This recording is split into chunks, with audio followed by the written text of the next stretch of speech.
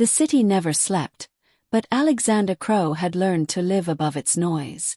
From the glass penthouse of his 50-story tower, he looked down at the glittering skyline as though it were nothing more than a chessboard. People admired him, envied him, feared him. He was one of the youngest billionaires in the country, founder of a tech empire that had reshaped the digital world. But for all his wealth and power, his life was a hollow echo chamber of board meetings, stock prices, and carefully rehearsed smiles. Tonight, though, something stirred inside him, an unease he couldn't name. He had been scheduled to stay out of town for another week, attending back-to-back investor conferences. Yet halfway through, he can-led everything, telling his driver to take him home. The staff would be surprised. His housekeeper would probably rush to tidy. His chef would scurry to prepare something extravagant. But he didn't care. For once, he wanted silence. It was close to midnight when the sleek black car pulled up to the mansion gates. The security cameras blinked awake, recognizing his face as the gates swung open. He stepped out into the cool night air, loosened his tie, and walked up the long marble steps. Everything was as pristine as always. His life perfectly curated. And then he heard it, a sound that didn't belong here. Soft laughter, not the high-pitched giggles of champagne-fueled parties his friends liked to host. This was different, warmer, softer, human in a way his sterile home rarely was. He frowned and stepped quietly through the foyer, his polished shoes muted against the marble. The sound drew him to the back of the house toward the dimly lit kitchen. His jaw tightened. Was someone inside a break-in? But as he approached, his footsteps slowed. There sitting, Recapio Creative, sponsored. Around his massive oak kitchen table that rarely saw any use were three people. His housekeeper Maria, her teenage son Gabriel, and his chef Daniel. They didn't notice him at first. The three of them were huddled close together. Plates of simple food spread between them. Not the five-star meals he paid for, just rice, beans, and roasted chicken. They were laughing at some small joke. Their eyes crinkled, their voices light. For a moment, Alexander just stood there, frozen, staring at the scene as though it were from another world. This was his kitchen, his house, and yet it felt like their home. When Maria finally noticed him standing in the shadows, her hand flew to her mouth. "Senor Crow," she stammered, pushing back her chair. I didn't know you had returned." Gabriel looked startled, lowering his fork. Daniel stood quickly, ready to apologize, but Alexander raised a hand. His voice was low, almost sit.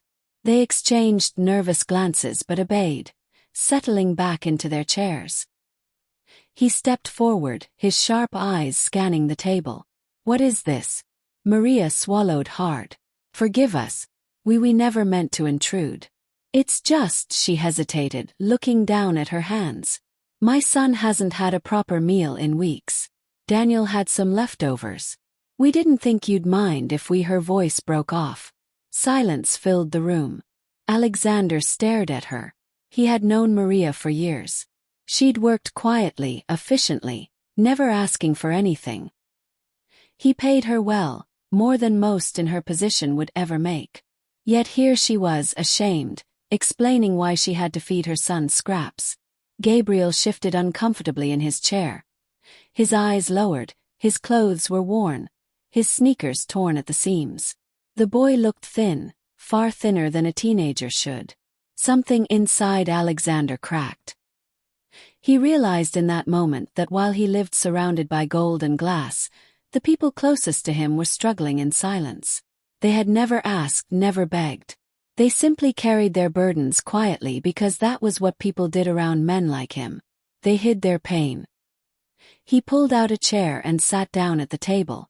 The three of them froze, staring at him as though he had lost his mind. "Pass me a plate," he said quietly. No one moved. Finally, Daniel hesitated, then slid a dish toward him. Alexander spooned some rice and beans onto it, cutting a piece of the roasted chicken. He took a bite. It wasn't Michelin star quality. It wasn't plated with delicate sauces or rare spices, but it was warm, flavorful, real, and for the first time in years, Alexander felt human. Maria's eyes glistened with tears as she whispered, "Senor Crow, you don't have to." "I should have," he interrupted softly. A long time ago, the silence that followed was heavy, but it wasn't uncomfortable.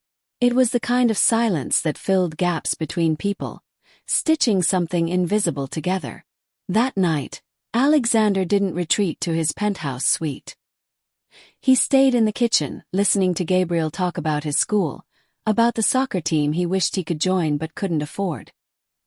He listened to Maria describe the long bus rides she took to bring her son to a better school district, even when it left her exhausted. He listened to Daniel share how he had once dreamed of opening a small family restaurant, but the money had never been there. Hours passed. The billionaire who was always rushing, always calculating, simply sat and listened. And by the time dawn broke, something inside him had changed.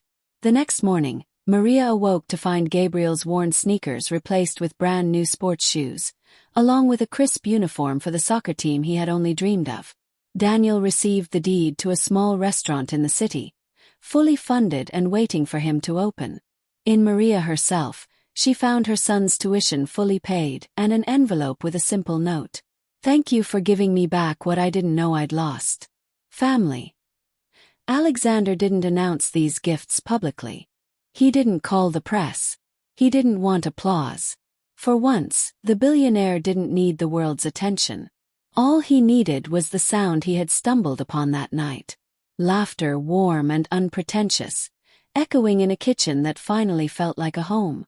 And from that day on, Alexander made it a point to come home early, to share meals, to listen, to live not above the city, but within it.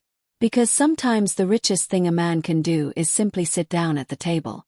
And if this story touched your heart, make sure to subscribe for more stories like this. Because sometimes one story can change the way we see the world.